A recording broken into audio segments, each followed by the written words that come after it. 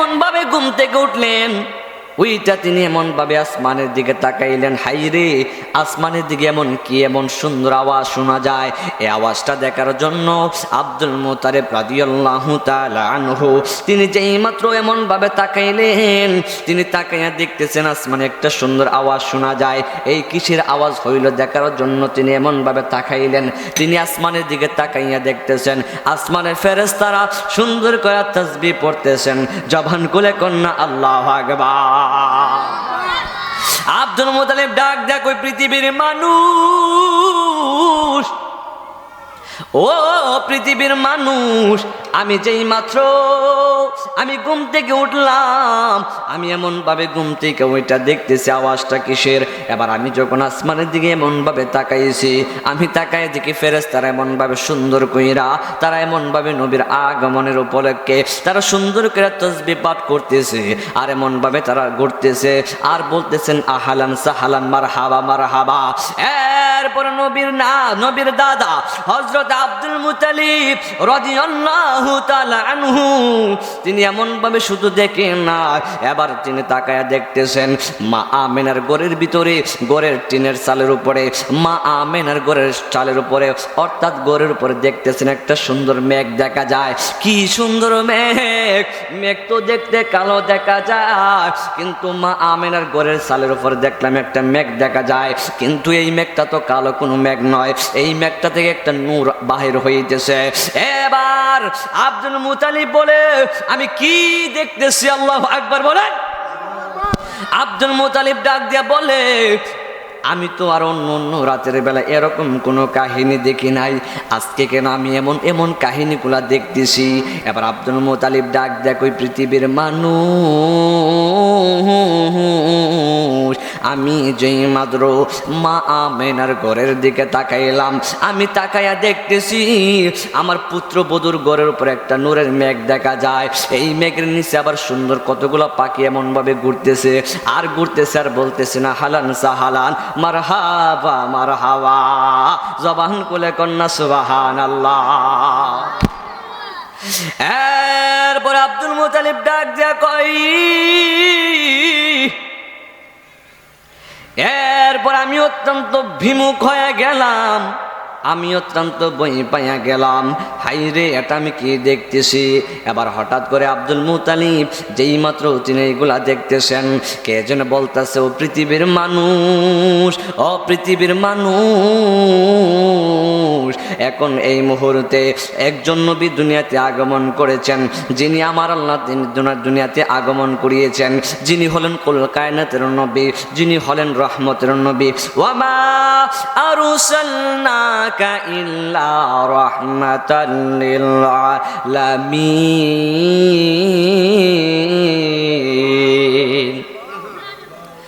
আমার নবী হলো দুনিয়ার জন্য রহমত, ঠিক কিনা বলুন? আমার নবী কি আমাদের জন্য কি রহমত না গজব? রহমত কিনা বলুন? আমার নবী নিঃসন্দেহ আমাদের জন্য রহমত, কথা কোন ঠিক কিনা বলুন?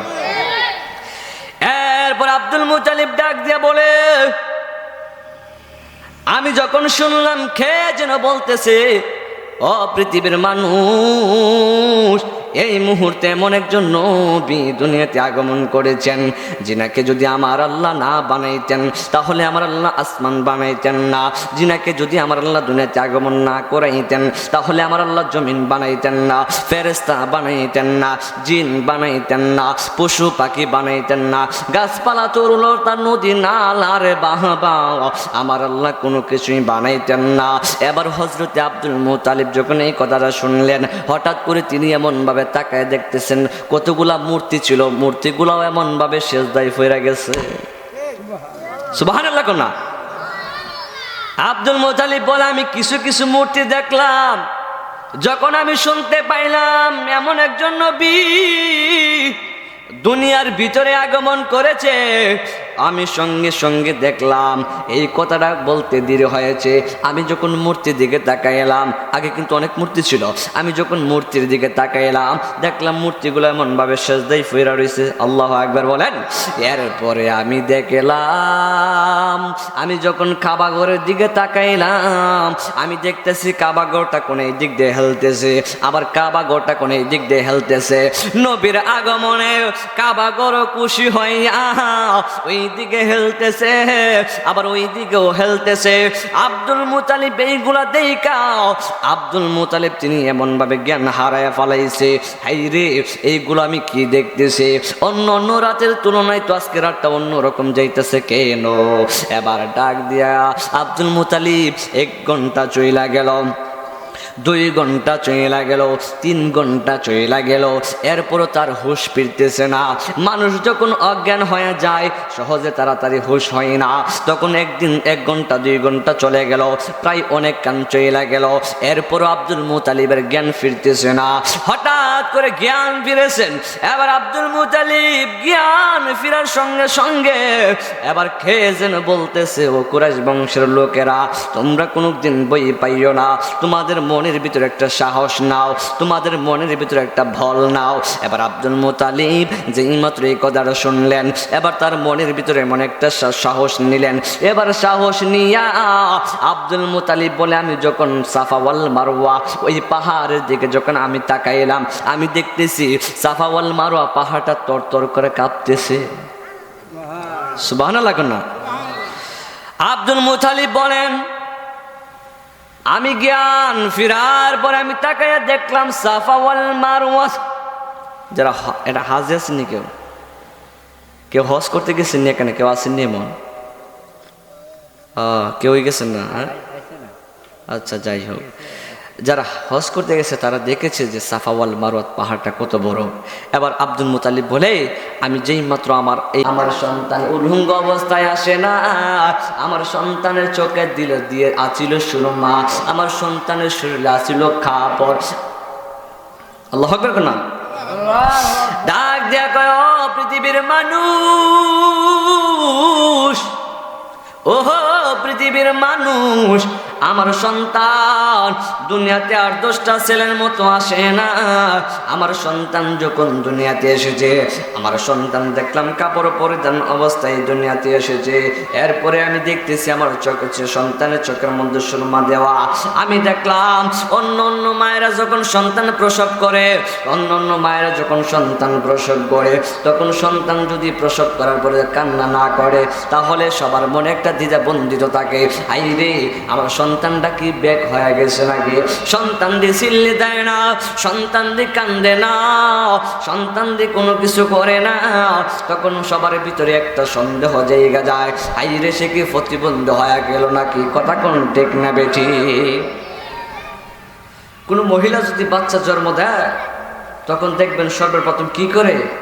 উলঙ্গ অবস্থায় আসে, ঠিক কিনা বলুন?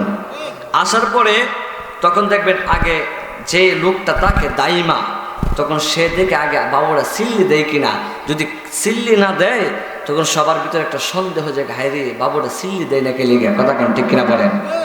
যখন একটা ওয়া করে একটা কান্না দেয় তখন সবার মনের ভিতরে একটা যে আতঙ্ক থাকে সে আতঙ্কটা চলে যায়, কথা কোন ঠিক কিনা বলুন? যখন কান্না করে তখন ভাবে যে না সন্তান ঠিকই আছে, কোনো সমস্যা নাই। কিন্তু আমেনা বলে আমার সন্তান সব চাইতে আলাদা, কারণ আমার সন্তান যখন দুনিয়াতে এসেছে তখন আমার সন্তানের চোখে ছিল সুরমা। আমি দেখতেছি আমার সন্তান যখন আগমন করেছে অন্য অন্য বাচ্চারা দেখেছে ওয়া ওয়া করে কান্দে, কিন্তু আমার সন্তান ওয়া ওয়া করে কান্দে নাই। আমি দেখতেছি আমার সন্তান বোট বুড়ায় যেন কি বলতেছে চুপি চুপি, আমি আমার কানটাকে আমার সন্তানের মুখ মুবারকের কাছে নিলাম, দেখতেছি আমার সন্তান বলতেছেন ইয়া হাবিলি উম্মতি, ইয়া হাবিলি উম্মতি, আল্লাহু আকবার বলো। সাধারণ নবী না, যে নবী আমার আপনার জন্য এখনো মদিনায় শুয়ে শুয়ে কান্দে। নবী দুনিয়াতে আগমন করার সময় এমন ভাবে ইয়া হাবলি উম্মতি বলে দুনিয়াতে এসেছেন। এখন নবীজি 63 বছর দুনিয়াতে উম্মতি উম্মতি বলে খেলেছেন। নবীজি 27 বছর উম্মতি উম্মতি বলে মেরাজে কাটায় দিয়েছেন। নবীজি এখনো রওজা শরীফে শুয়ে শুয়ে কান্দে। কথা বলেন ঠিক কিনা বলুন, আর আওয়াজ করে বলেন ঠিক কিনা। আমার জ্ঞানটা ফিরলো যখন আমি সাফা ওয়াল মারওয়াত পাহাড়টার দিকে যখন তাকাইছি, আমি তাকায় দেখতেছি পাহাড়টা তর তর করে কাঁপতেছে। আল্লাহু আকবার বলুন। কেমন নবী দুনিয়াতে আগমন করতেছেন। আহা, নূর নবীর আগমনে খুশির জোয়ার উঠেছে হে, নূর নবীর আগমনে খুশির জোয়ার উঠেছে। কুল্লে আলম লুটে পড়ে, কুল্লে আলম লুটে পড়ে যাহার চরণ তলেতে, নূর নবীর আগমনে খুশির জোয়ার উঠেছে হে, নূর নবীর আগমনে খুশির জোয়ার উঠেছে। আজকে খুশির ডল নেমেছে নূর নবীর প্রেমেতে। কথা কোন ঠিক না বেঠি? নূর নবীর প্রেমেতে আসমান খুশি, জমিন খুশি, ফেরেশতা সবাই খুশি ছিল, এমনকি আমরা সুন্নি জনতাও খুশি। কথা কোন ঠিক না বলো। আজকে আমরা জুলুস করাতে, আজকে একটা কাহিনী ঘটেছেন। আজকে যখন আল্লামা সৈয়দ নাঈমুদ্দিন মাদ্দাজির আলী যখন মিছিল নিয়ে আসতেছিল জুসনে জুলুস, তখন তাদের উপরে আক্রমণ করেছেন। ওই তারা কারা আক্রমণ করেছেন? আমরা সুন্নিরা মার খাইতে জানি, মার দিতে জানি না, আমরা হলাম হুসাইনি মুসলমান। কথা কোন ঠিক কিনা বলো। কিন্তু একদিন তাদের পতন হবে। কথা কোন ঠিক কিনা বলো। মার খাবো, শহীদ হয়ে যাবো, এরপর নবীর প্রেম ছাড়বো না। কথা কোন ঠিক কিনা বলো। জীবন একবার, মরণ বারবার। যেহেতু মরেই যাব, শহীদ হয়ে যাব। কথা কোন ঠিক কিনা বলো। এরপরে আব্দুল মুতালিব ডাক দিয়ে বলে, আমি দেখতেছি সাফা ওয়াল মারওয়াত পাহাড় এমন ভাবে তর তর করে কাঁপে। এবার আমি যখন এই কাহিনীগুলা দেখলাম, এবার দেখতেছি মা আমেনার ঘরের সামনে, ঘরের উপরে আবার মেঘমালাও দেখা যায়। এই মেঘমালাটা আবার নূরে ঝিলিক মিলিক করতেছে। যখন আপনি যদি আপনার পুত্রবধূর ঘরের ছাদের উপরে যদি দেখেন, এই ঘরটার উপরে যদি দেখেন নূর দেখা যায়, ওই ঘরটার উপরে যদি দেখেন একটা আলো দেখা যায়, তাহলে আপনারা যাইবেন কি যাইবেন না? আপনাদের পুত্রবধূর ঘরে যদি আপনি থাকেন এক ঘরে, আপনার পুত্রবধূ থাকে এক ঘরে, আপনার পুত্রবধূ আপনার ছেলে বাড়িতে নাই, অন্য বিদেশে থাকে বা কাজ করে, যখন দেখবেন আপনি পুত্রবধূর ঘরের ছালের উপরে হঠাৎ বাতি দেখা যায়, তখন আপনার ভিতরে কি একটা যে কোনো একটা সন্দেহ জাগবে কি জাগবে না? ওই মা আমেনার ঘরের উপর যখন একটা নূরের একটা মেঘ দেখতেছে, তখন আব্দুল মুতালিব বলে, মেঘও দেখতেছে আবার পাখিও ঘুরতেছে, এখানে একটা কোনো একটা কাহিনী আছে। ঠিক কিনা বলেন? এরপরে আব্দুল মুতালিব ডাক দিয়ে বলে, আমি আমার পুত্রবধূর ঘরে গিয়ে দেখি আমার পুত্রবধূ কি করে। এবার তিনি এমনভাবে সুন্দর করে আরতে আরতে গেলেন পুত্রবধূর ঘরের কাছে, যায় ডাক দিয়ে কয়, আমেনা, ও আমেনা, তুমি কি ঘুমাইয়া গেছো রে আমেনা? আমেনা রাদিয়াল্লাহু তাআলা আনহা ডাক দিয়া বলে, শ্বশুর আব্বা গো, আমি তো এখনো ঘুমাই নাই, আমার চোখের ভিতরে তো ঘুম আসতেছে না। কই তুমি কেন এত রাত্র হয়ে গেছে এখনো তুমি ঘুমাও নাই? ডাক দিয়া কয়, বাবা কেমনে ঘুমামো? এবার আব্দুল মুতালিব যেই মাত্র ঘরের কাছে গেছে, যায়া দেখতেছে আব্দুল মুতালিব যখন এই ঘরের কাছে গেছে, যায়া দেখতেছে আমেনার ঘর থেকে মেশকে আম্বরের পানি গড়াইয়া গড়াইয়া বাহির হইতেছে। জবান খুলে কন্যা সুবহানাল্লাহ। এই পানি বাহির হওয়ার কারণ কি জানেননি? এই পানি বাহির হওয়ার কারণ হলো, এই পানির মধ্যে এত সুগন্ধি। এই পানি বাহির হওয়ার কারণ হলো, কারণ নবী দুনিয়াতে আগমন করেছে, নবীকে তারা পানি দিয়ে দৌত করতেছে।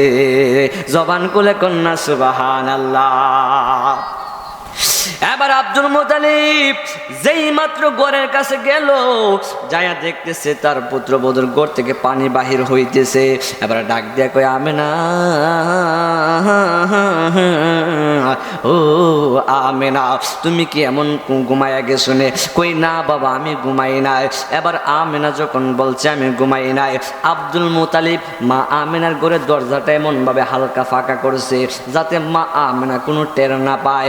এমন ভাবে সুন্দর কইরা, এমন ভাবে যখন তার শ্বশুরে এমন ভাবে তার দরজাটা এমন ভাবে করলেন, এমন ভাবে কইলা, এবার তিনি এমন ভাবে ছোট্ট একটা চোখ দিয়ে এমন ভাবে দেখলেন মা আমেনা ঘরের ভিতরে করেটা কি?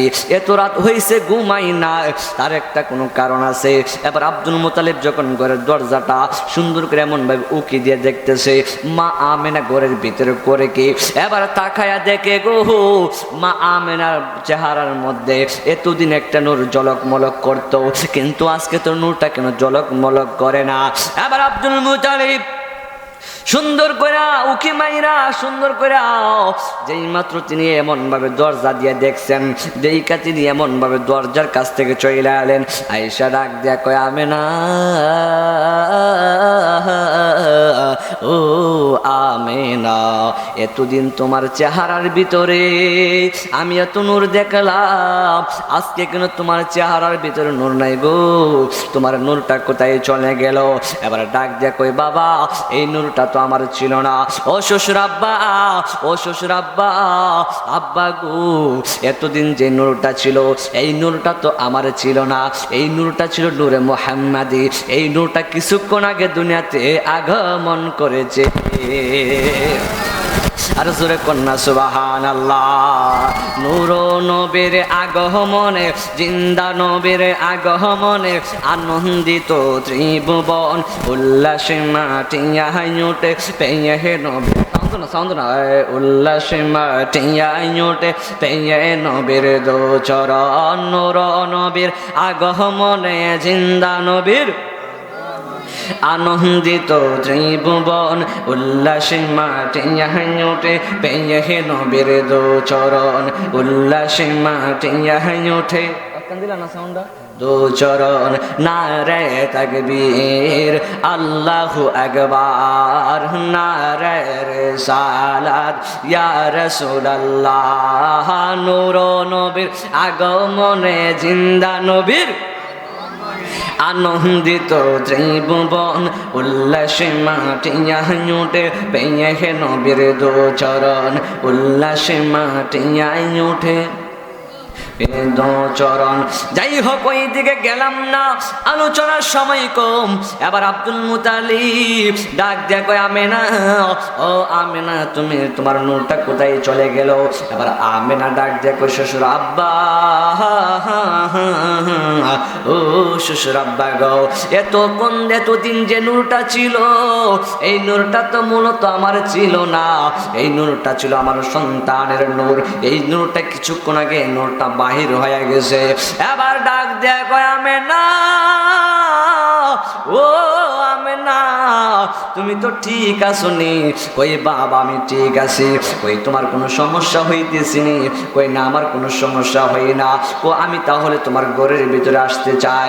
মা আমেনা বলে, বাবা গো, শ্বশুর আব্বা, আপনি এখন ঘরের ভিতরে আইসেন না। কই কেন আমি ঘরের ভিতরে আসবো না? কই ঘরের ভিতরে এখন নবীরকে রিসিভ করতেছেন ফেরেশতা। আর জবান কোলে কন্যা সুবহানাল্লাহ।